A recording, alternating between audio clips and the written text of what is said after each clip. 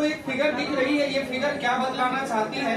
और ये उजला उजला द्रव पदार्थ इस बीकर में गिर रही है, इस बर्तन में, इस कप में गिर रही है, ये क्या है, इसके बारे में हम एक्सप्लेन करेंगे। जैसे तुम सब बच्चे क्लास 12 में हो तो क्लास 12 में 5 नंबर की एक क्वेश्चन पूछी जाती है नेचुरल रबर के बारे में। किसके बारे में? नेचुरल रबर के बारे में। आज हम पढ़ेंगे वो नेचुरल रबर क्या है, वो नेचुरल रबर कैसे बनाई जाती है। सबसे पहला नंबर बनाने की हम विधि के वर्णन करते हैं। नेचुरल रबर एक विशेष प्रकार के पेड़ से प्राप्त की जाती है। किससे प्राप्त की जाती है? पेड़ से प्राप्त की जाती है। ये पेड़ जो होती है ना, इंडोनेशिया और श्रीलंका में ज्यादातर पाई जाती है। और इस पेड़ का नाम होती है गुआइल। गुआइल क्या नाम होती है? गुआइल। गुआइल एक ऐसे पेड़ होती है, इस गुआइल पेड़ से क्या की जाती है? नेचुरल रबर प्राप्त की जाती है। कैसे प्राप्त की जाती है वही आज हम स्टडी करेंगे। सबसे पहला नंबर तुम सब बच्चे देखा होगा अपने गांव देहात में क्या किया जाता है? ताड़ी को निकाली जाती है। किसको निकाली जाती है? ताड़ी को। उसमें क्या किया जाता है कि ताड़ी की ऊपरी छिप पे क्या किया जाता है? छोटा छोटा हल्का हल्का छिद्र कर दिया जाता है। और उस छिद्र से ना, उस छिद्र से क्या निकलती है? एक दूधिया कलर की द्रव पदार्थ निकलती है, जो कि घड़े में आकर के क्या होती है? एकत्रित हो जाती है। वो घड़े में आके एकत्रित हो जाती है तो कुछ समय के बाद उसको क्या किया जाता है? उतार लिया जाता है और उसका सेवन किया जाता है बड़ी चौक के साथ। एकदम पी के एकदम मग्न मस्त हो जाता है। होता है ना? बताओ, होता है कि नहीं? मग्न मस्त हो जाता है। नहीं तो एक बार पी के देखना, पता चल जाएगी कैसे लगता है। सेम वही कंडीशंस यहाँ पे अप्लाई की जाती है क्या कि जैसे ताड़ी निकाली जाती है, ठीक उसी तरह इस हेविया और गुआइल नामक वृक्ष से रबर की प्राप्ति की जाती है। किसकी प्राप्ति की जाती है? रबर की प्राप्ति की जाती है। और इसमें रबर कैसे बनती है वो समझो ध्यान से। सबसे पहला नंबर क्या किया जाता है इसमें? इसके तने भाग में, इसके तने भाग में हल्का हल्का हल्का हल्का छिद्र, जैसे यहाँ पे तुम सब बच्चे देख रहे हो, ये जो हल्का हल्का यहाँ पे क्या की गई है? छिद्र की गई है। ये हल्का हल्का हल्का हल्का छिद्र की गई है। सबसे मजेदार बात यह है इसमें कि इस हेविया या गुआइल नामक वृक्ष में तुम किसी भी भाग में छिद्र कर सकते हो। कहीं पर भी हल्का हल्का इसको क्या कर सकते हो? मार सकते हो इसकी ऊपरी परत को, किसी भी जगह। लेकिन अपने काम को आसान बनाने के लिए क्या किया जाता है? बेसिकली इसको वहां पे व्यवस्थित किया जाता है जहां पे उतारने में और लगाने में क्या हो? आसानी हो। तो ज्यादातर जो व्यवस्थित किया जाता है तना वाले भाग में। किस भाग में? तना वाले भाग में। तो ताने वाले भाग में क्या किया जाता है? इसको व्यवस्थित किया जाता है। और यहाँ पे ये जो टब जो है, ये जो टब जो है, इस टब को इस प्रकार व्यवस्थित किया जाता है। ये जो तुमको ये जो दूधिया कलर की जो द्रव पदार्थ निकलती हुई दिखाई पड़ रही है, इसमें आसानी से गिर जाए। अब सबसे पहला नंबर ये तो गिरा इसमें। जैसे ये टब भर लिया जाता है, मतलब इस द्रव से क्या किया जाता है? भर दिया जाता है। तो इस टब को क्या किया जाता है? उतार लिया जाता है। उतारने के बाद फर्स्ट नंबर प्रोसेस में देखा जाए तब जैसे ही उतारा जाता है इसको तनु किया जाता है। लेकिन उतारते समय ये जो शुद्ध जो होती है 30 से 35% शुद्ध होती है। कितना परसेंटेज शुद्ध होती है? 30 से 65% ये शुद्ध होती है। और उतारने के बाद इसको दूसरे बर्तन में स्थानांतरित कर लिया जाता है।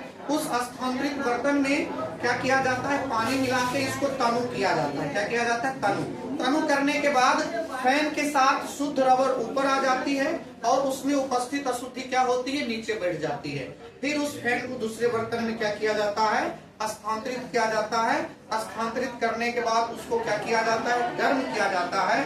गर्म करने के बाद जिस बर्तन का मतलब रबर को जिस शेप देना होता है, जो शेप देना होता है, उस शेप वाले बर्तन में उसको क्या किया जाता है? रख दिया जाता है।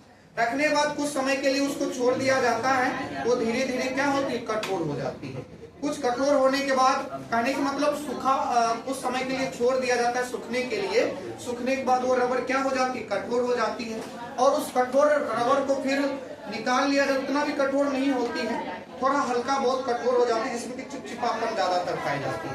उसको क्या किया जाता है? फिर रोलर एक ऐसा यंत्र है, एक ऐसा मशीन है जिससे कि उस रबर को फिर गुजारी जाती है। इस तरह से गुजारी जाती है और वो निकलती है। वो क्या होती है? जब वो निकलती, रोलर से गुजारी जाती है तो उसका एक पतला सा शेप आ जाती है। रोलर से गुजारी जाती है तो पतला सा शेप आ जाती है। तो वो जो जैसे ही रोलर से इसको गुजारते हैं, ये लगभग में ना 90 से 95% शुद्ध हो जाती है। 90 से 95% शुद्ध रबर की क्या होती है, प्राप्ति होती है। 90 से 95% शुद्ध रबर की क्या होती है, प्राप्ति होती है।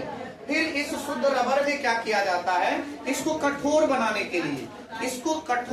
के लिए सल्फर मिलाया जाता है। इसमें क्या मिलाया जाता है, सल्फर। सल्फर को नहीं मतलब गंधक भी इसको बोल सकते हैं। इसमें सल्फर मिलाया जाता है।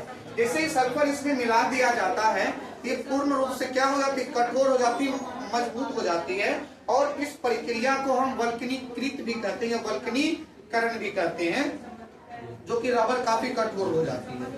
तो इस प्रकार में क्या की जाती है, इस तरह से, इस प्रोसेस से नेचुरल रबर की क्या होती है, प्राप्ति होती है, इस लेविया और गुआई नामक वृक्ष से।